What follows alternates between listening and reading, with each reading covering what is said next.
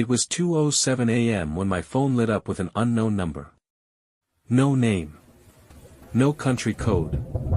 Just one message on the screen: "Don't look behind you." I almost laughed it off, felt like some dumb prank, until I answered the call. What I heard made my stomach drop. It was my own voice, same tone, same breathing, whispering, "You broke the rule."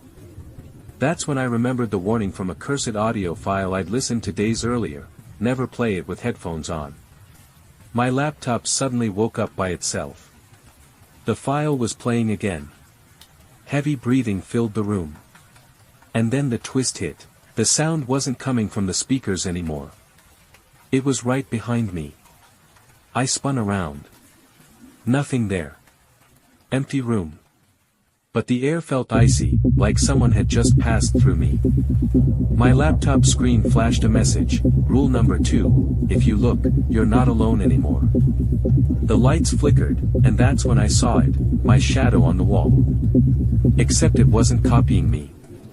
It moved on its own. Slowly. Wrong.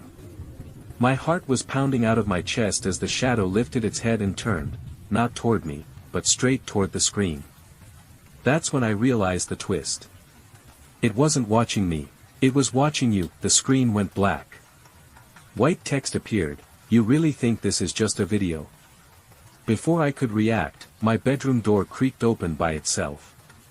No one walked in, just wet footprints appearing on the carpet, step by step, heading straight toward my bed. I couldn't breathe. The footprints stopped right beside me.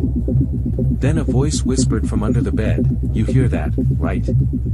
And here's the twist. If you're listening right now, you hear it too. Because hearing this story means you're already part of it." I locked myself in the bathroom and stared into the mirror, trying to calm down. That's when my reflection smiled. I didn't. Tears rolled down my face while the reflection spoke: "Rule number 4, if you break eye contact, I get out." My eyes burned. I was shaking. I couldn't blink. Then the reflection slowly raised its hand and pointed, not at me, but at the screen. The twist? It wasn't warning me. It was warning you. My laptop turned on one last time. Text appeared: "You had to watch till the end." Suddenly, the sounds in the video synced with real life: the hum of a fan, a ticking clock, a faint scratch behind the walls. That's when the final rule showed up. This story isn't pre-recorded. It's live. And the twist, the rule they never told you: anyone who finishes this story is never alone again. So tell me, why does it feel like someone's standing right behind you? I woke up at 6 a.m. to a notification that shouldn't exist. My phone was on airplane mode, yet there it was: "You're awake now." The sender's name stopped my heart. It was my own. The timestamp said 3:17 a.m. a time I was supposedly asleep. Then another message came in: "If you're reading this, the plan failed." I looked up just as my bedroom door slowly started closing on its own. The twist? Someone else had been awake in my body while I was sleeping. My legs felt sore, like I'd been walking for hours. I opened my photo gallery, and froze. There were pictures of me standing in places I've never been. One photo showed me smiling outside an old graveyard. When I zoomed in, the sign behind me read: "Entry allowed after death." Then I played the last video. It was me, staring into the camera, saying, "I only take control at night." The twist hit hard. Whatever it wasn't done with me yet. The house felt heavy, like it was holding its breath. As I walked past the living room, the TV turned on by itself. A recording played, my voice as a kid, saying something I'd never told anyone. My skin crawled. Then the voice said, "You've died here before." The twist? Every photo frame on the wall still showed the room. But my reflection was gone. The house was already erasing me. The bathroom mirror was fogged up, except for 2 words written in clear strokes: 5 seconds. My reflection blinked. I didn't. It whispered, stare for 5 seconds and I'll switch places with you. I stepped back in panic. And the mirror was empty. The twist, the reflection didn't disappear. It stepped out. And I was the one trapped. The final message came through, original lost. Backup activated. That's when it hit me, I couldn't remember my childhood clearly. My birthday. My first memory. Nothing felt real. The final twist burned into the screen. If you're hearing this, the backup worked. This story doesn't end. Because systems always need a new backup. And right now, you're listening. At 12:41 a.m. my phone vibrated with a system alert that didn't look normal. No app name. No icon. Just plain text, you left the door unlocked. My heart jumped because I live alone, and I always lock the door. I slowly looked toward the hallway. Everything was dark. Silent. Then another alert appeared, too late to check now. I felt a cold pressure in my chest, like someone was standing too close. That's when I noticed something terrifying. The alert wasn't coming from my phone's speakers anymore. The vibration was coming from behind me, buzzing through the mattress like a warning I had already ignored. The TV turned on by itself, filling the room with static. At first, it was just noise, but then the static began to rhythmically pulse, almost like breathing. I tried to mute it. The remote didn't work. Slowly, a voice pushed through the static, cracked and distorted. "You're listening now," it said. My skin crawled.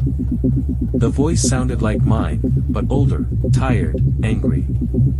Then subtitles appeared on the screen, typing in real time, "Don't pretend you don't recognize me." The fear wasn't just the voice. It was the realization that the TV wasn't broadcasting something. It was responding, to me being awake. I ran into the bathroom and locked the door. The mirror was completely fogged over, as if someone had just stepped away from it. I wiped a circle clean and froze. My reflection wasn't copying me. It was already standing straight, calm, staring directly back. Its lips moved before mine did. "You took too long," it whispered.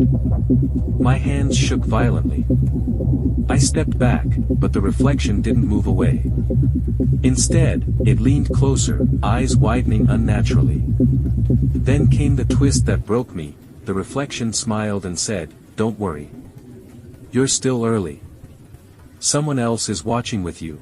My phone rang again. The caller ID didn't show a number, just the word, "tomorrow." I answered with shaking hands. On the other end was my voice, screaming, desperate. "Do not fall asleep."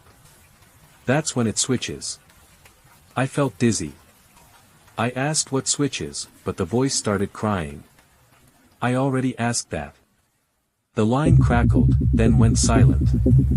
Seconds later, a final message arrived, "This call already happened." That's when I understood the fear wasn't about what was coming. It was about what had already happened, and was waiting for me to catch up. I sat on my bed, trying to slow my breathing, when I felt the mattress sink slightly beside me. Not violently. Calmly. Like someone casually sitting down. I couldn't move. I couldn't scream. Warm breath brushed against my ear. A whisper followed, soft and amused, "Relax. I've been sitting here every night." My blood ran cold. I finally forced myself to turn my head, but nothing was there. Then the whisper returned, lower this time, "You just usually fall asleep before you notice." The twist wasn't that something was beside me. It was that it always had been. My phone gallery opened on its own. A new photo appeared at the top, time-stamped 2 minutes ago. The image showed me sleeping in my bed, mouth slightly open, eyes closed. I dropped the phone. I was wide awake. My heart was pounding so hard it hurt. Then another photo loaded automatically. Same angle. Same room. But this time, the bed was empty. The sheets were still warm, slightly indented. A caption appeared beneath the image, you stood up. The fear wasn't being watched. It was realizing I had moved without remembering, and something else had taken my place. The house began making sounds, not random ones, but deliberate patterns. Floorboards creaked in response to my thoughts. When I thought, this can't be real, the walls whispered back, it is now. I covered my ears, but the sound came from inside my head. Then the whisper said something that shattered me, we learned your voice from the videos. I realized this thing didn't break in physically. It entered through sound, through listening, through attention. And if that was true, then anyone hearing this story wasn't just an audience. They were an open door. Text filled my screen again, rule number 7, never finish the story. My chest tightened. I understood why, because the closer you get to the end, the less of you remains. My vision blurred. My thoughts felt delayed, like they were being processed somewhere else first. Then another line appeared beneath the rule, stopping won't save you. Awareness transfers ownership. That was the twist. Watching wasn't the danger. Understanding was. And by staying this long, I hadn't escaped anything. I had volunteered. The video feed cut to black, then faded back in, but this time it wasn't pre-recorded. It was live. My room. My exact angle. I watched myself sitting frozen on the bed, eyes wide, breathing shallow. Then the camera angle shifted slightly, smoothly, like someone adjusting their grip.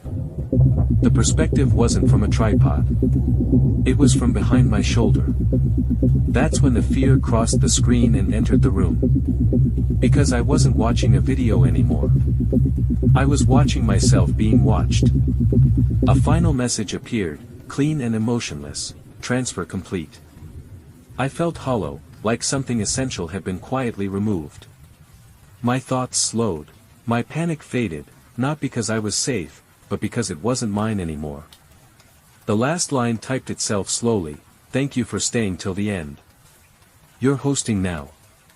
And if you're still listening, that means the system worked.